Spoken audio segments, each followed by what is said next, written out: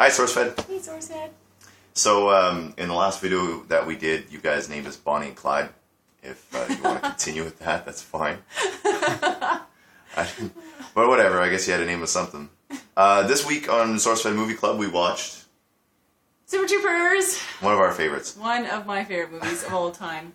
She actually owned it, so it was really easy to get right back into it. Yeah. I thought the movie was fun as hell. I remember it. It was, I don't know, has it been long enough for it to be a classic? Oh, absolutely. Well, I think it's a cult classic. Absolutely. It's one of those movies that it's every time you watch it, you see something new that you didn't see before, and it is absolutely hilarious from the very beginning with those stoner kids all the way to the very end, like that last scene. Snozberries taste like snozberries. So many good parts to this movie. Them screwing with those kids at the start, it was just, it was so much fun.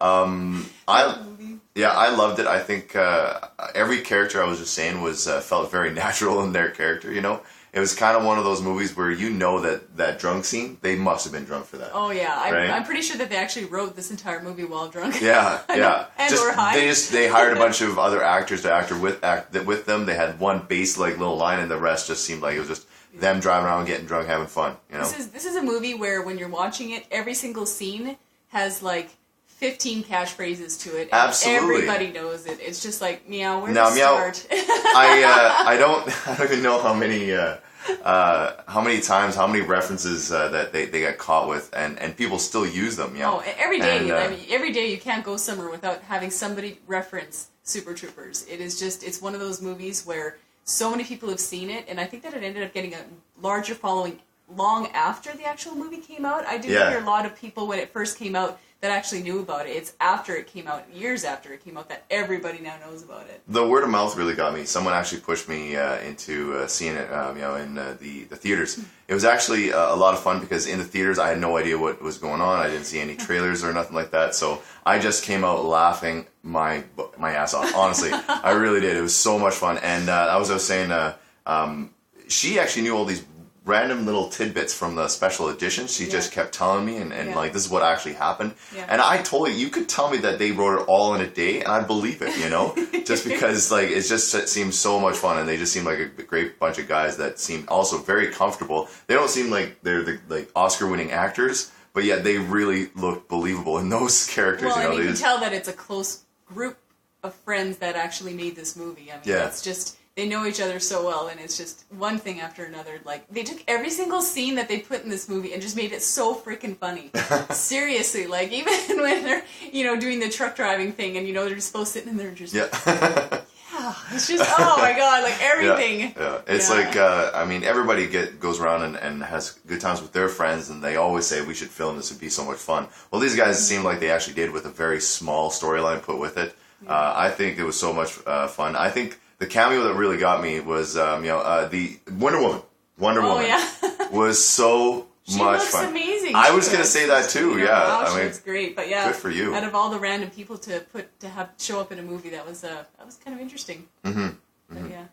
I also loved. Was there a reference to Shenanigans? Like, did they have actual because there was a Shenanigans that was based on an old movie that was Waiting.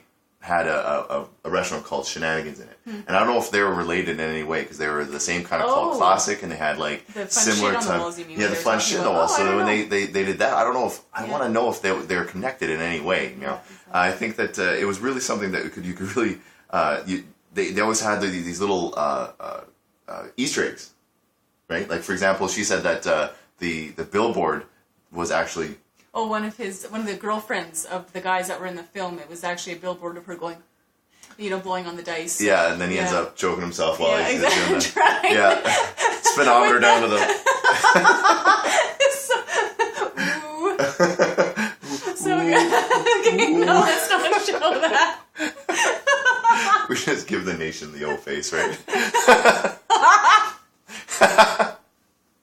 Anyway, no, it was overall, I think, so much fun. And it was filled with all these little cameos of people that you've seen in other things, and I thought it was really great.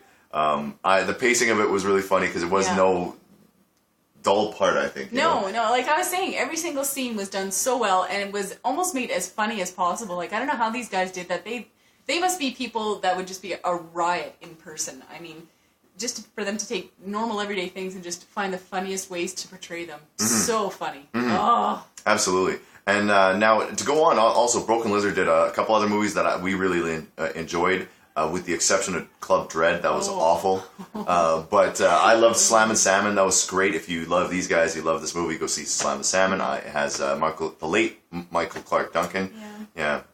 And they also did Beer Fest, which was funny too. And I love that they switched up the characters, so it's not always the one character that you imagine them. So Farva wasn't always the douche, it's so hard to picture Farva not as Farva and just wanting to punch him in the face all the time. I got you, fucker. I got you, could you, fucker. I got you, could you, fucker. Team Ramrod. Farmer, exactly, I believe that when your shit turns purple, it smells like rainbow sherbet. So good. I loved it. Oh, yeah, exactly. And of course, the whole it smells like sex in here. I mean, it's just like everything. Just the random, very small jokes I noticed that you really got to be listening for. You know, and sometimes it wasn't always just blatant in your face. You know, but it was still pretty funny. The German couple. Oh my god! So you thought it was the end of it, right? And then just random like. And when he starts making out with her in front of the car, oh jeez, like, come on, I need this. Yeah, oh jeez, like, so good. It was so good, and it was filled with, like you said, all those one-liners and references that everybody understands and would drop down, you know. And I think that it was something I could really recommend to everyone. And if you haven't seen it, well, I don't know what the hell you're doing. Definitely straight out. Do not waste your time with other movies. See this movie. Yeah. Absolutely. 2 thumbs up for sure. Yeah. Anyway, we had a great time reviewing this movie. Great time. And we definitely recommend it. And if you if you need a good laugh, this is a perfect movie for you. Yeah. So, yeah. Thanks, SourceFed. Awesome recommendation for a movie to review. Absolutely. And we look forward to the next one. Yeah. Take care, guys. Bye. Bye.